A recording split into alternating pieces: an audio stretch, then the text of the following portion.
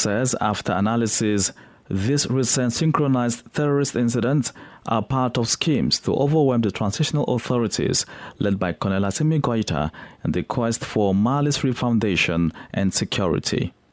The government has called on Malians to redouble their vigilance in the face of this desperate attempt to undermine the state in the fight against terrorism. Mali has struggled to contain an extremist insurgency that began in the country's north in 2012 and has crossed into neighboring Burkina Faso and Niger. Abdullahi Hassan with that report. Meanwhile, the Burkinabe army says it's neutralized several dozen terrorists fleeing toward the Malian border over the weekend. This development comes days after suspected insurgents attacked and killed 60 people, civilians, in Kama, a village in northern Burkina Faso. Oge Obiarika completes the story. The counter-offensive operations reported on Sunday by the Burkinabe news agency occurred at the Malian border. The operation, led by the army in collaboration with the VDP, killed several dozen terrorists. The Burkinabe Army Air Force spotted the fugitives before decimating them in precise strikes with their equipment, indicated the official news agency of Burkina Faso. The images of these operations were broadcast on Sunday on the state-run media, in which the defense apparatus informs of its continuing operations in several other localities.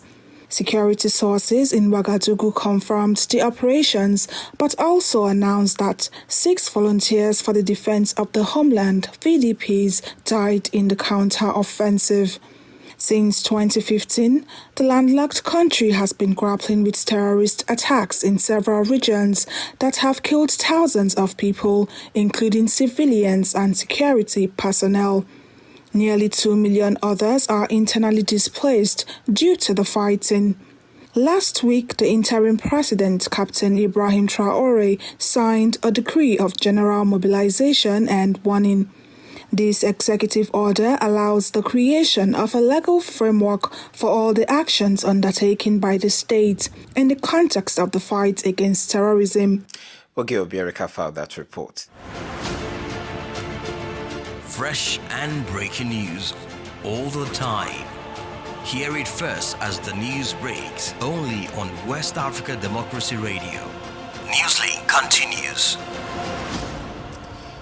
If you are just tuning in, this is Newslink on West Africa Democracy Radio, broadcasting on 94.9 FM and around the world on WADR.org. ECOWAS forces in the Gambia, ECOMIG, has denied reports of preventing Gambians from accessing their rice fields in the Foni region, the birthplace of former President Yahya Jammeh. The ECOMIG commander further stated that they do not have the authority to prevent Gambian citizens from the activities. This comes after reports claim the ECOWAS troop station in the said area prevented farmers access to their farmland. Our Banjul correspondent, Sankule Janko, has more. The attention of the Ministry of Defense has been drawn to social media reports and other sources in town that the ECOMIG forces stationed in the district are preventing residents in and around the area from accessing their rice fields. In response, the Defense Ministry in a statement said it had carried out investigations as well as engaged the ECOMIG Forces Command in the Gambia to establish the veracity of the reports. Here is the deputy spokesperson for the Gambia government, Prince Abubakar Sankano. The Gambia government, through the Ministry of Defense, is very concerned and is serious in protecting the territorial integrity of the Gambia. And then Foni is part of the Gambia. Like all other regions, their security will not be compromised. So the ECOMOG forces are there to assist in consolidating our democracy. The Defense Ministry, however, said it is gratifying to report that the Gambian Armed Forces or the security services and ECOMIG have continued to maintain very cordial relations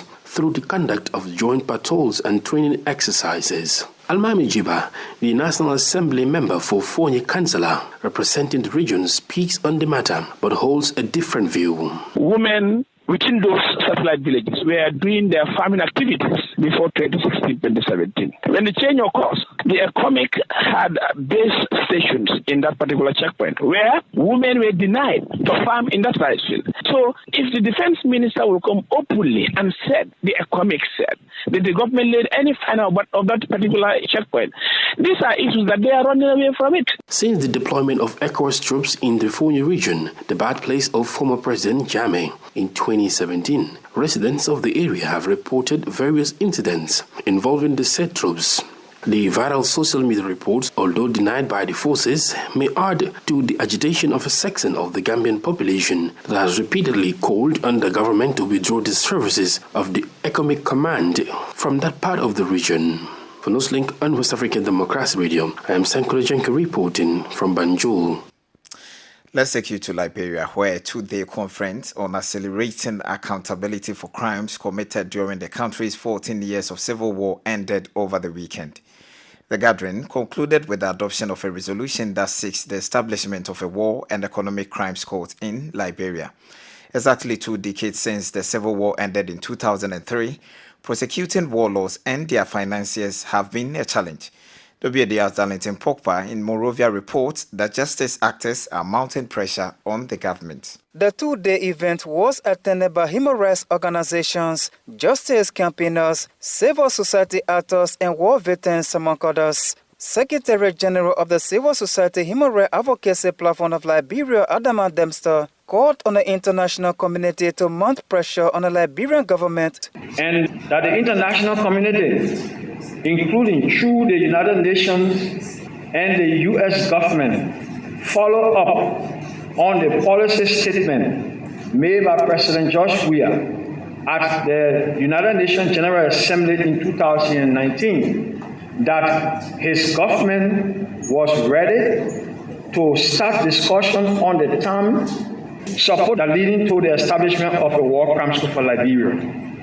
In remarks, ECOWAS Ambassador to Liberia, Joseph Nkrumah, assures that the West African regional body stands ready to support the establishment of the courts. Let's understand that whilst we ask and seek and demand peace, justice and accountability, it should be with tolerance, with decorum, and to ensure that it does not result in us retrogressing on the gains we've made over the last 20 years. There's an idiom in law that says the wheels of justice grind slowly. It doesn't mean that there is no justice. It means that sometimes it takes a longer time. The conference was funded by the Center for Justice and Accountability and held the another team on the path to achieving accountability for past crimes in Liberia. For Newslink on WADR, I am Darlington Pogba reporting from Monrovia. The United Nations Children's Fund, UNICEF, ranks Nigeria second to India on the list of countries with the lowest vaccination rate for children. The UN agency, however, says it is working to reach 1 million unvaccinated children in the country in the next 23 months. Chief of Health, UNICEF Nigeria, Eduardo Celades, disclosed at a media briefing on the state of the world children over the weekend in Nigeria's capital. Abuja correspondent Usman Umar reports. Mr. Celades said with about 2 million children in Nigeria presently on the zero vaccination dose, Africa's most populous nation must ramp up resources to ensure a speed up in the vaccination percentage. We are trying in the next 700 days to reach almost 1 million children, right, on that they are not vaccinated. So, and Kano is going to be one of our priorities to reach the children. What we are seeing is like many of the children getting diphtheria in both Kano and Lagos, more than 5 years old, are between 5 to 10 years old. So what means that? It means that there are children that we miss them 5 or 10 years ago. But sooner or later, the disease always catches. We need to restore immunity and to really be able to vaccinate the unvaccinated children. Because if not, we will always have these pockets of disease. Stressing the importance of vaccination, the United Nations Children's Fund revealed that between 2022 and the first quarter of 2023, there was a massive decline in meningitis across the country. UNICEF's Chief of Health Nigeria, Celades, said, last year, in the first 3 months of the year, in 2022, in quarter one, January to March, there were more than 20,000 cases of measles in Nigeria according to the Nigerian CDC. This year, the same quarter, 2023, was only 2,000. So almost a 90% of decrease. Why was that? It was because of the integrated campaigns that they were done in more than 21 states all across last year. UNICEF therefore calls on government at national and subnational levels to improve financing for immunization to reach all unvaccinated children to protect and prevent them from disease outbreaks. For Newslink on West Africa Democracy Radio, Usman Umar reporting from Abuja. You are listening to Newslink on West Africa Democracy Radio 94.9 FM. Dakar. Here is a reminder of our top stories. The Malian army neutralizes several dozen terrorists in multiple operations over the weekend. The ECOWAS forces in the Gambia, ECOMIC, deny report of preventing farmers from accessing their farms in the Foni region. The United Nations Children's Fund in Nigeria targets 1 million vaccination against preventable diseases in the next 23 months. And Ghanaian authorities halt resale of 95 suspected stolen luxury cars, demands proof of legitimate ownership by May 3rd. Still ahead, we have our newspaper review, guest interview, and some sports updates. Kindly stay with us. You are listening to West Africa Democracy Radio, broadcasting from Dakar, Senegal. This is West Africa Democracy Radio, broadcasting on 94.9 FM, Dakar, Senegal. Don't forget you can always follow our discussions on Twitter and Instagram, and on Facebook, West Africa Democracy Radio English Service. In Ghana, time is running out for the owners of 95 luxury vehicles suspected to have been stolen and smuggled into the country. This is because the Economic and Organized Crime Office, YOCO, has through a court order halted in a resale of the vehicles and directed that they are handed over. The dealers have until May 3rd to provide documents to prove that they have been legitimately acquired. Atiawini Belalosin in Accra has more in this report. In December 2022, the Economic and Organized Crime Office, EOCO of Ghana, in a joint operation with the Federal Bureau of Investigation, FBI, of the United States of America, and the Royal Canadian Mounted Police, RCMP, in Canada, carried out an intelligence-led operation for the retrieval of various specifications of luxury vehicles suspected to have been stolen from the United States and Canada. In February, EOCO secured a court order authorizing the seizure of vehicles suspected of being stolen and smuggled into Ghana. The court order was also to restrain anyone from disposing of the vehicles. Before the court order, the office had seized 41 vehicles from various vehicle sale points.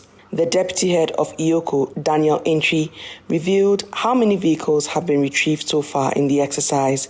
He further indicates that his office will take every necessary measure to recover all other stolen vehicles. We are in the process of asking for special documents, special orders to do a publication of those suspected vehicles. We have the chasing numbers and ask those in possession to voluntarily submit, failing which we will draw a plan to get all of them. Responding to this action, the General Secretary of the Automobile Dealers Union, Clifford Ansu, has called on the Organized Crime Office to be circumspect about the exercise because failure to do so will bring down confidence in their trade. The fear and panic that they put in people was too much.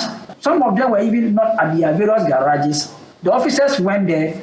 They just took some of the vehicles away. After that, they even indicated that they are from Europe. None of these car dealers or nobody in this our union or association will show any criminal who is indulging in these criminal activities that we are saying. Car dealers have until May 3, 2023 to comply with the directives. Reporting for Newslink on West Africa Democracy Radio, I am Atiewin Imbila Lawson in Accra.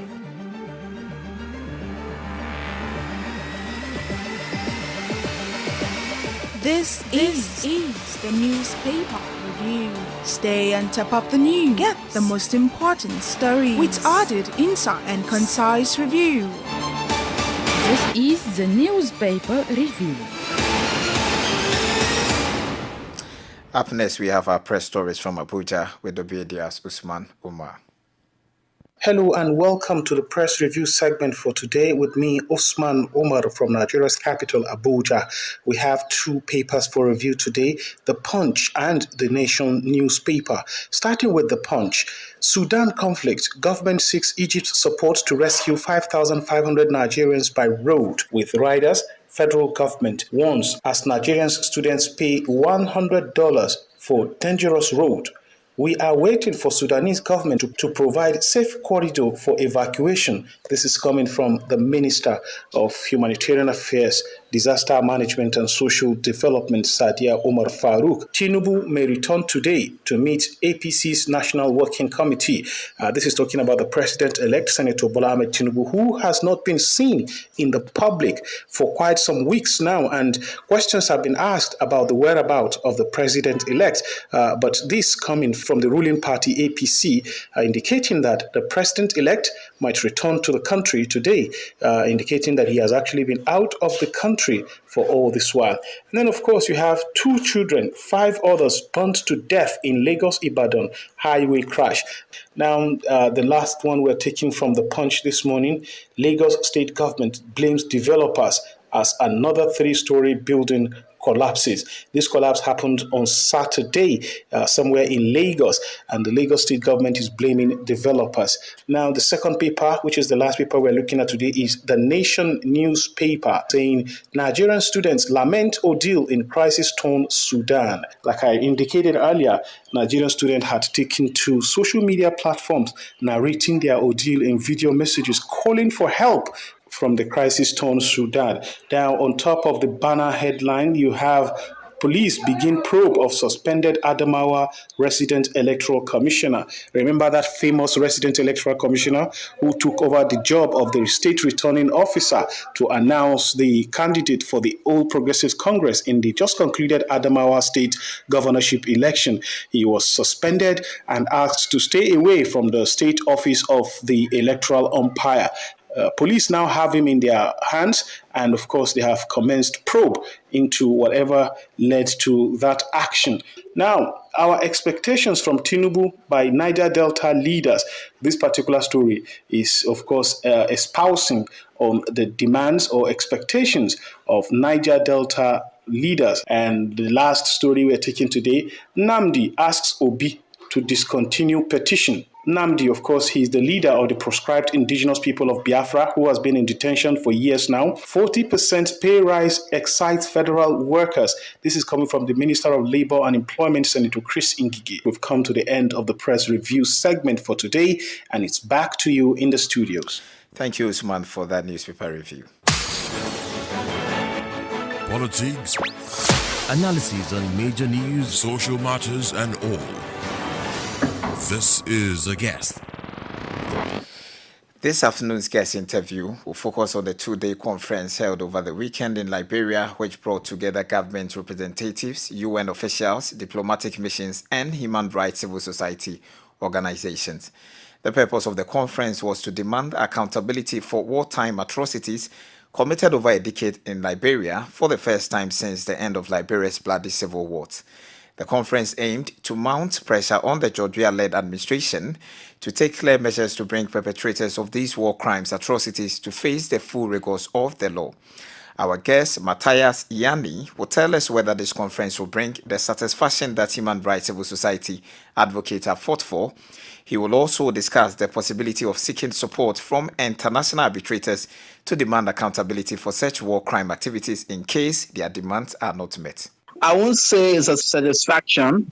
I would say there has been small steps, progress made with this. But then at a certain point, it got derailed by politicians. And so we are picking up again to make sure that we achieve what we want to achieve. So I would say, yeah, there have been small steps towards achieving that, but we are not satisfied with what we've achieved so far as a country. So with this growing demand on the George Weah-led administration to establish a war crime court, even though he had pledged earlier that these perpetrators will face the full rigors of the law, do you see this conference as one that will propel his administration to come out clear on its measures? Definitely.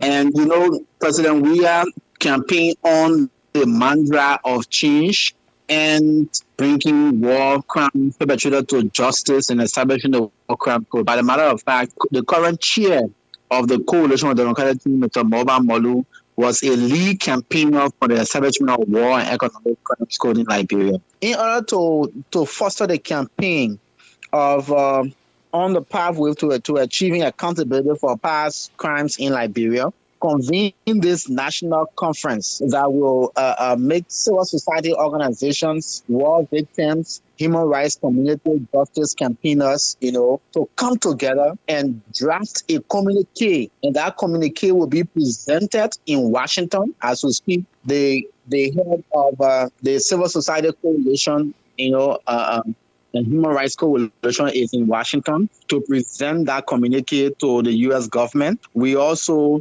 presented copies of the communique to embassies, including the U.S. embassy, to see how we push for the establishment of these war crimes. From your explanation, does that mean that if the Georgia-led administration fails to meet your demand, you would, of course, push for an internationalized support or international arbitrators to, find a solution to these atrocities that were committed by perpetrators during the civil war in Liberia? Definitely. And to say President Weah's administration have not exercised the level of political will in making sure that they bring perpetrators of war crimes to book.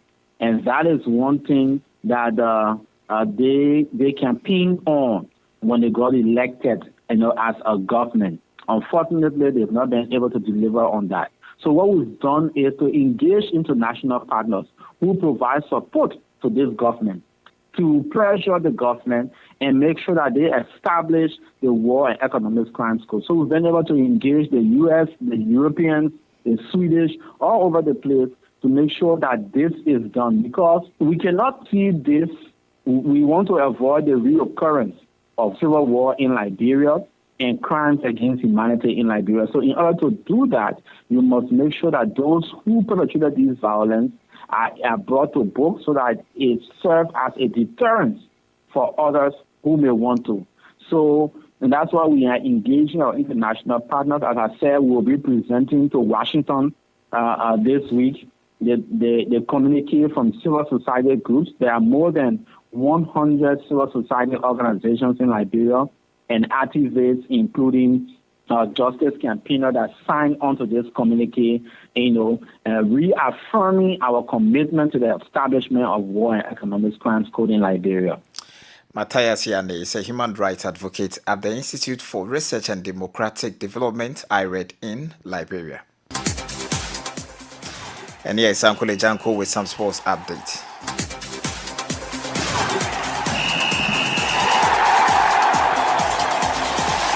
Hello out there, a warm welcome and thank you for joining us. Ivorian side ASEC Mimosmas were held to a goalless draw against Tunisia's US Monastir in the first leg of the Total Energies CAF Confederation Cup. First leg match on Sunday. The two giants have all to play for when the two clash in the return fixture next weekend. The West African side had the best opportunities on the night but failed to capitalize on their chances. It is anybody's game heading into the next weekend's return tie, with the game evenly poised at 0-0 according to CAF official website. Still in the CAF Confederation Cup, Nigerian champions Rivers United were beaten 2-0 at home by Tanzanian Premier League champions Yanga SC at the Godswill Akpabio Stadium in Oyo. Yanga will now have all the advantage heading into the next weekend's home tie in Dar es Salaam, while the Nigerian Rivers must win to stand any chance of overturning the tie in their favor. And in athletics, Kenyan duo Kelvin Kiptum and Stephen Hassan won the 2020 London Marathon men's and women's categories respectively. Kelvin Kiptum finished the race in 2 hours, 1 minute, 25 seconds. Meanwhile, Stephen Hassan also won the women's race in 2 hours, 18 minutes, 33 seconds. And that's it for sports. It's back to you. Thank you, Sankole, for that sports update. We have come to the end of this edition of Newslink from West Africa Democracy Radio, broadcasting from Dakar, Senegal. Thank you for listening. And many thanks to our listeners in the Gambia via Hot 104.3 FM Banjul, and in Liberia via Alternative Youth Radio 98.9 FM Lofa County, And in Ghana, Royals FM 104.7 Wenchi. Christian Mukidi has been exceptional on the console. Many thanks to Mustafa Sek for our Facebook Live coverage. Do interact with us via our social media platforms on Twitter, Instagram at WADR News, and on Facebook, West Africa Democracy Radio English Service. Coming up at the bottom of the hour is a rebroadcast of the WADR Sales program, Well Body with a more edit. I am James Adjapong. Good afternoon. News, talk, music, get it all 24 hours on West Africa Democracy Radio 94.7